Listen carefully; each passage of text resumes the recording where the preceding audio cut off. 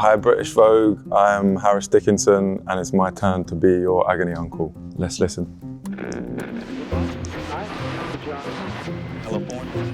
Hi Harris, I've been seeing a guy for a few months and really like him, but his personal style is giving me the ick.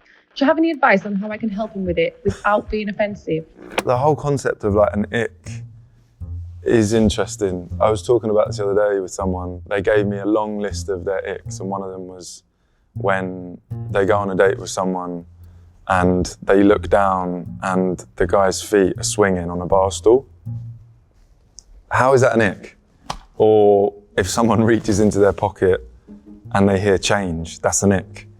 Like, why is that an ick? I feel bad for these poor guys with their feet swinging around on bar stools. Back to the question, ultimately you can't style your other half. If that ick persists, I would say kindly part ways. Hi Harris. My partner always spends an obscene amount of money on birthday presents. It's really nice of him, but I just don't have the same budget to play with. What do you think I should do? Sorry, just the saying, I don't have the same budget to play with made me laugh. Talking about it like you're planning like a corporate, CCing maybe just do something like thoughtful, plan something for them or cook for them or write them something or draw them something. I always find that goes a long way. My partner is always very good with presents. We try not to like make that a part of the culture of gift giving, like big extravagant things. Sorry. Okay, no, we'll leave that there, that's all right. Dear Harris, I'm on a third date with a great guy, but I'm not feeling excited, which seems to be my norm. Do I stick with it and see where it goes, or call it quits now? I would say if you're not excited after 3 dates, then you're probably not going to be, right? Everyone? I mean, if you've got time, maybe give it one more go. See if you get excited. If you don't, I would just sack it off. Truthfully. I think you could probably just call them and be like, look, this isn't for me. I'm going to say thank you, but no thank you. I'm about to meet the in-laws for the first time next week. Have you got any suggestions to make a good impression? Be yourself, unless yourself is inappropriate, I'd say. I was about to say they won't be judging you, but they will be judging you, so try not to worry about being judged. It can go one or two ways, can't it? You either really enjoy each other's company or you just don't like them. A lot of people have to deal with in-laws that aren't very nice all the time. Doesn't ruin relationships, makes it harder, but look at me talking like I'm a therapist. Bloody hell. Lovely, look at that. Hi Harris. My flatmate recently started seeing someone, and from a month in, they're practically living in our flat. It's making me feel like a third wheel of my own home, but I don't want to create an atmosphere by bringing it up. What do you think I should do? Kick them out, obviously. I wouldn't have that. That's too comfortable. Just be honest with them and say, look, this wasn't the agreement. Don't be confrontational, you know, be gentle. Hi Harris. My parents are always nagging me about settling down and it's starting to do my head in. How do I tell them to give me a break? Come on, we're 2025. No one should be told to settle down. Settle down. The thing is that that's obviously their idea of what the next stage of life is. Maybe for you, that's not it. Define settling down. Does that mean like meeting someone, having kids? For me, that seems like a pretty dated idea of what someone's life should be. Have a chat with your folks and tell them, listen, get off my back. Hey Harris, I'm a young actor from California and I'm notoriously bad at doing accents.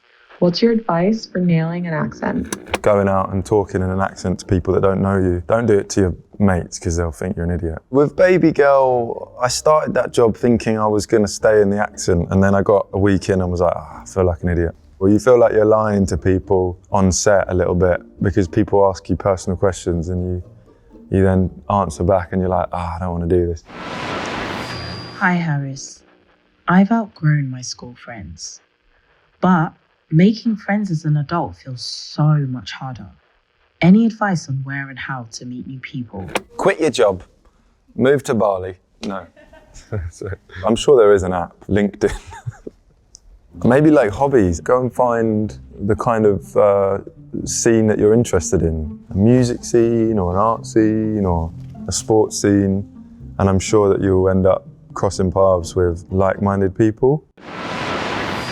Hi Harris, I'm a Cancer, just like yourself. Our birthdays are actually 4 days apart. Anyway, I'm true to the stereotype. I'm super sensitive and emotional, and I love showering people with affection. But my kindness is often taken for weakness. What's your advice for dealing with that?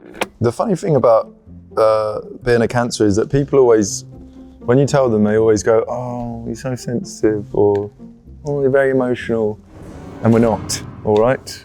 I don't know if I agree with the notion of being like, oh yeah, I'm such a Cancer or something. Then you can very easily start getting into behavioural traits that defined very specifically by your chart or something. What I would suggest is understand that that could be a potential for you to be, you know, taken advantage of, your kindness, but don't let that get in the way of being kind, because that's an important thing to lead you through life.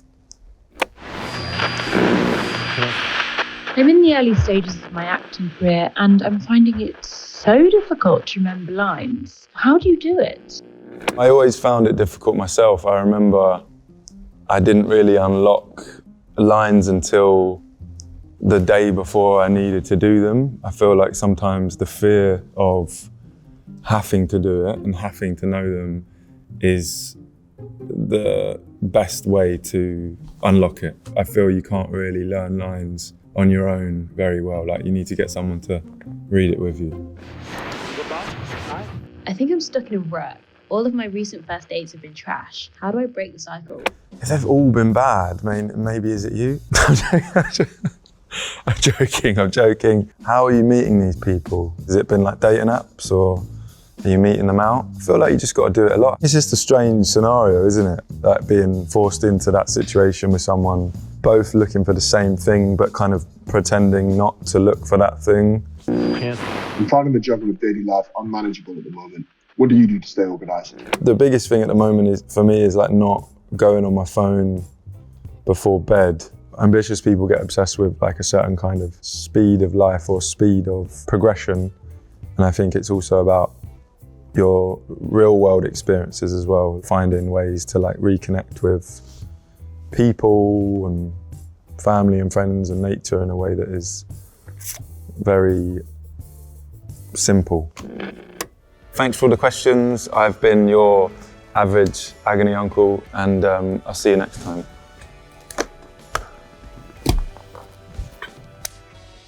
Lovely.